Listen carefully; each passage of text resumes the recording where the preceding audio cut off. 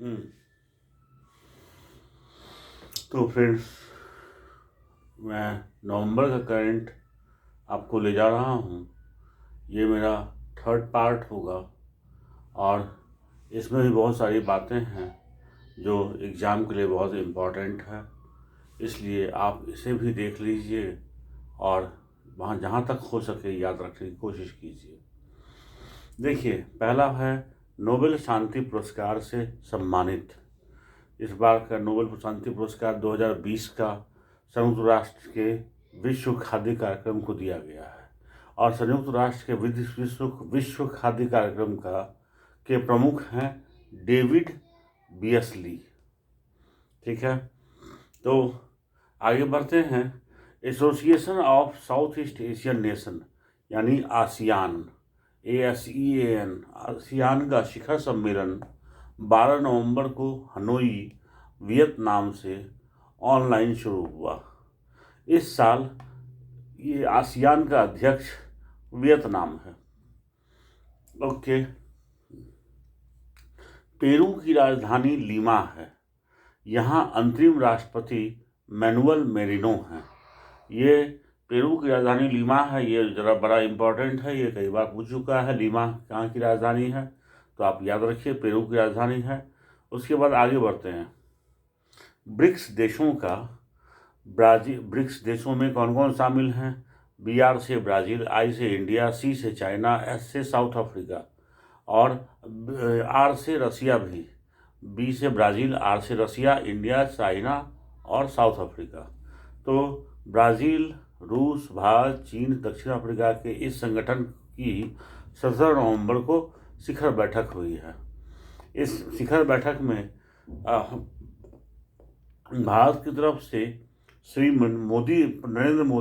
प्रधानमंत्री श्री नरेंद्र मोदी हिस्सा लिए या शामिल हुए। उसके बाद आगे बढ़ते हैं। अमेरिकी राष्ट्रपति चुनाव में अभी हाल ही में हुआ है, जिसमें जो बाइडेन राष्ट्रपति चुने गए हैं और 20 जनवरी 2021 को वो शपथ लेंगे। तो उसके पहले और भी क्या क्या बातें जाननी है, ये सब तो आप जान चुके हैं।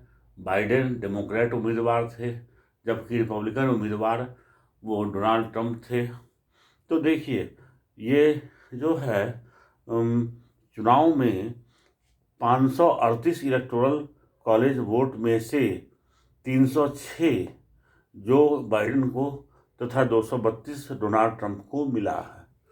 तो सबसे पहले बात कि कितने इलेक्टोरल वहाँ पे वोट हैं। तो इलेक्टोरल कॉलेज वोट हैं 538, जिसमें 306 जो बाइडेन को और 232 डोनाल्ड ट्रंप को मिला है।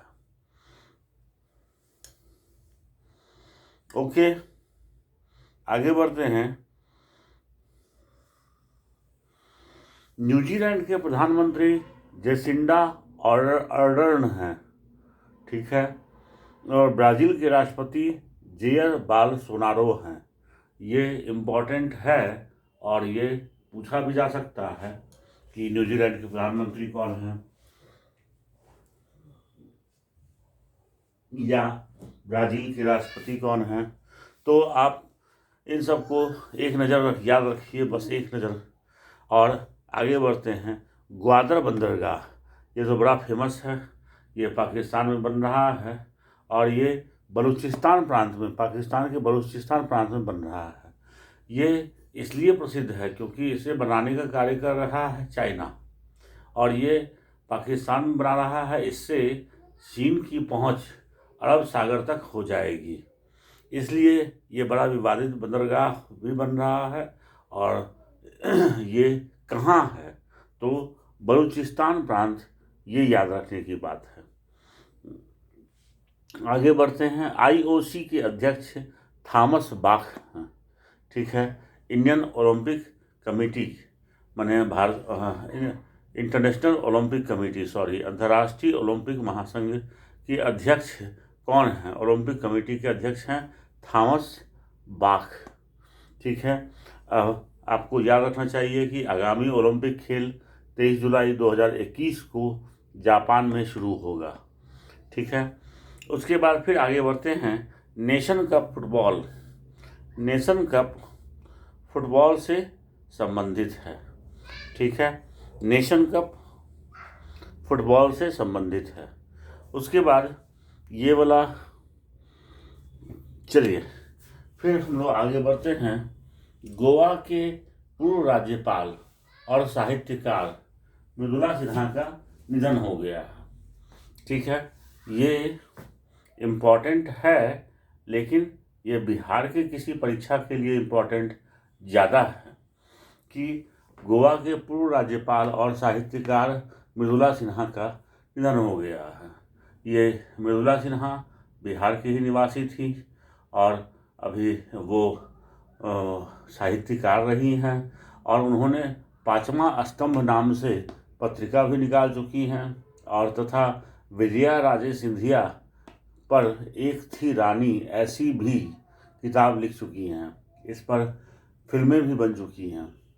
तो इसलिए आप ये याद रखिए कि राज्यपाल और साहित्यकार मृदुला सिन्हा का निधन हो गया है, ठीक है। नेक्स्ट बढ़ते हैं। विश्व धरोहर सप्ताह नवंबर में मनाया जाता है, ये भी आप याद रखिएगा, विश्व धरोहर सप्ताह, ठीक है, वर्ल्ड हेरिटेज वीक।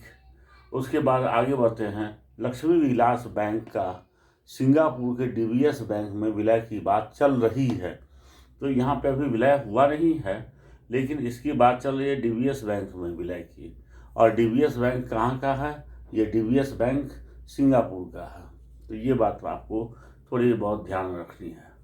उसके बाद आगे बढ़ते हैं। भारतीय नौसेना ने स्कॉर्पियन श्रेणी की 5वीं पनडुब्बी वगीर का दक्षिण मुंबई स्थित मझगांव डॉकयार्ड में जलावतरण किया।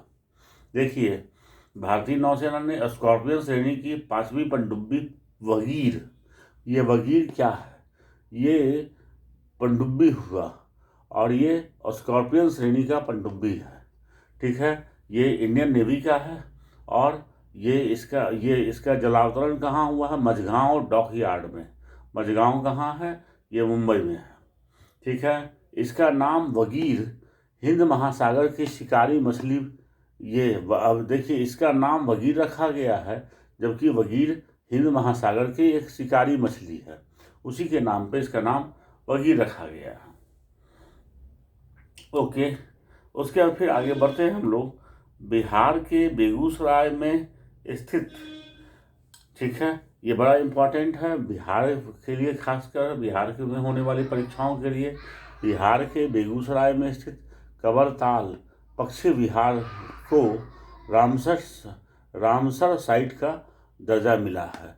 बिहार का ये पहला पक्षी विहार है जिसे रामसर साइट का दर्जा दिया गया है।